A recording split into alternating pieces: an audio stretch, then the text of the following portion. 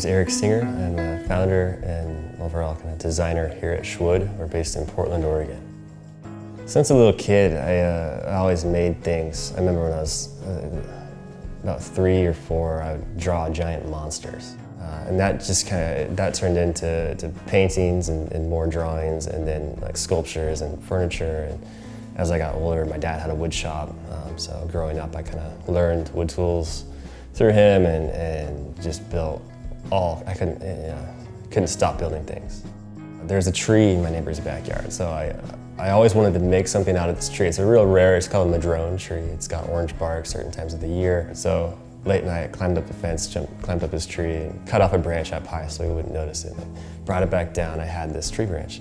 It's like, what am I gonna make out of this? I can't make 4 legs, I just got 1 branch. So I at that point, realized I needed to try something new with this. I had 1 chance, let's not mess it up.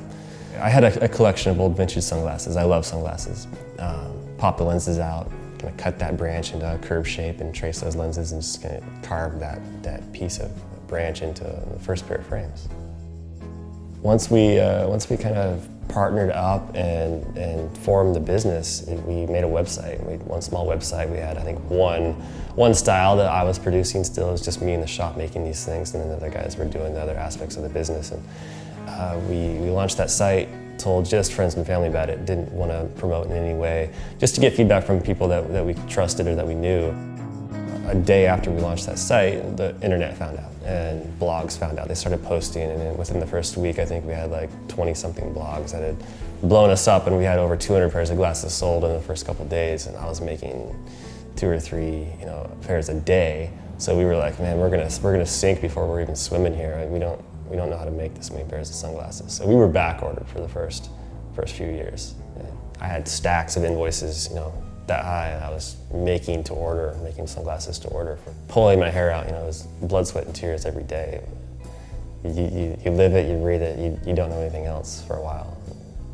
And it was just a matter of quickly learning how to scale and how to make more than a few pairs a day, and what tools existed and what techniques could we tweak and change, and how could we make these things better and faster, and at the same time bring on helping hands to help us out.